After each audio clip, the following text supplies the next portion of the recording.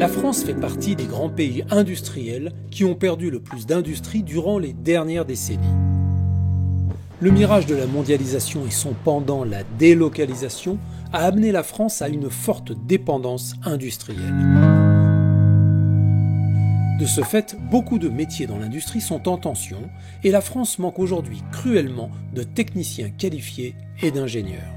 Aujourd'hui, selon les chiffres, qui peuvent varier évidemment, mais on manque de 10 à 20 000 ingénieurs par an formés en France, et pourtant on en forme beaucoup, mais beaucoup de nos ingénieurs partent à l'étranger.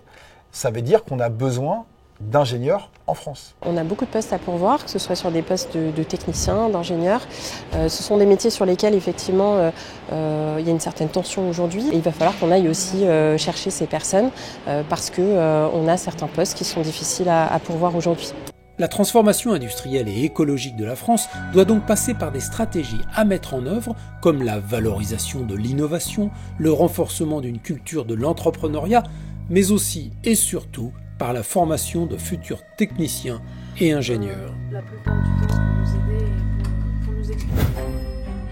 Le lycée Dr Charles Mérieux, situé dans le quartier de Confluence à Lyon, a ouvert ses portes en 2021.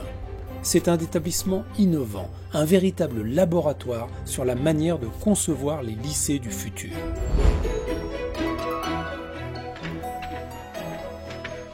Jérôme Saint-Omer est professeur de technologie dans le lycée. Il enseigne aux élèves de première et terminale STI 2D, sciences et techniques de l'industrie et du développement durable. Pour commencer, qu'est-ce qui caractérise la filière STI 2D ? C'est à la fois une exigence scientifique et de connaissances théoriques relativement élevée, en sciences physiques et chimiques notamment, et en mathématiques. Pour la partie technologique en tant que telle, il y a deux dimensions importantes à prendre en considération. L'analyse technique, effectivement, des objets, comment est-ce qu'ils sont structurés, d'un point de vue architecture physique, les matériaux utilisés, les structures. Les énergies aussi qu'ils vont utiliser pour fonctionner, comment est-ce qu'on peut rendre un système plus économe en énergie. Ce que j'aime bien aussi, c'est que toutes les matières sont reliées. En maths, en physique, on se rejoint, et en I2D aussi, tout est relié et ça nous apporte une compréhension de la vie. Moi j'aime bien parce que ça me permet de comprendre les phénomènes qui se passent autour de moi, et c'est ce que je veux faire, j'aime comprendre les choses. Un des éléments clés de la filière technologique, elle s'appelle STI, donc on voit bien technologie et industrielle, mais on a aussi 2D derrière. Les 2D, c'est pas décoratif.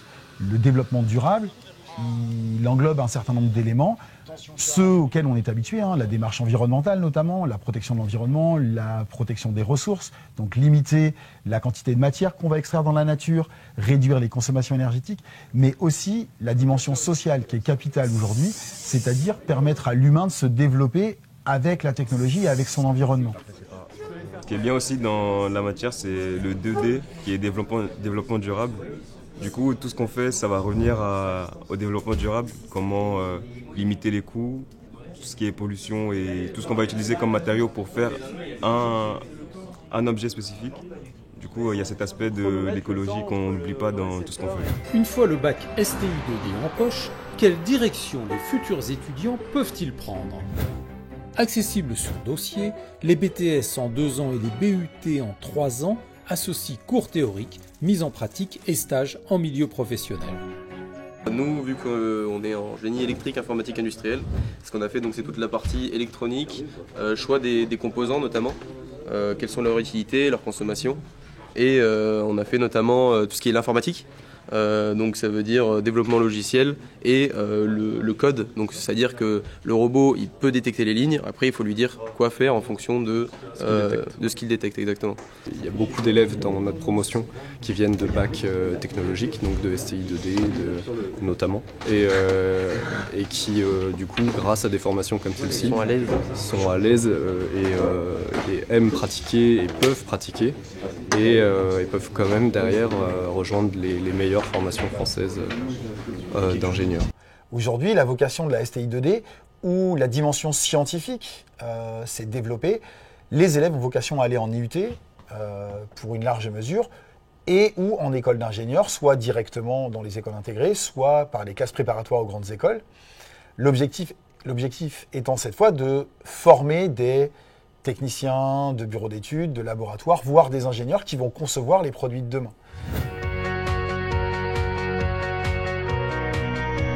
je suis en école d'ingénieur à l'INSA Lyon et donc je suis en spécialité génie électrique.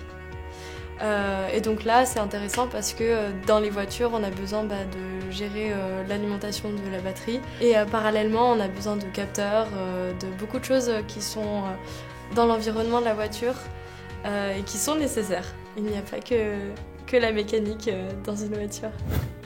Symbio est une entreprise qui conçoit et fabrique des piles à hydrogène pour les véhicules électriques.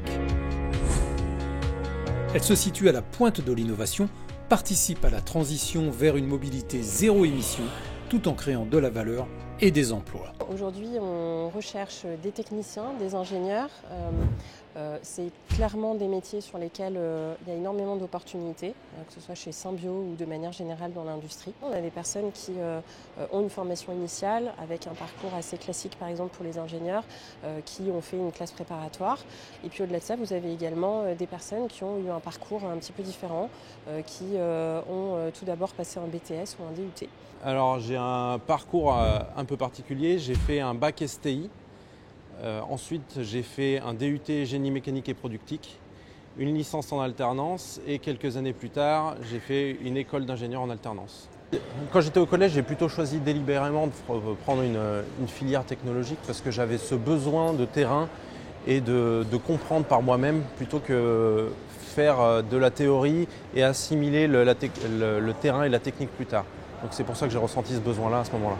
C'est aussi le cas de Thomas en dernière année d'école d'ingénieur et en alternance chez Symbio. J'ai fait un bac STI 2D, à la suite duquel j'ai poursuivi une formation de DUT génie électrique et informatique industrielle à l'IUT de Tarbes. J'ai continué toujours dans la même filière génie électrique et informatique industrielle à la fac de Pau.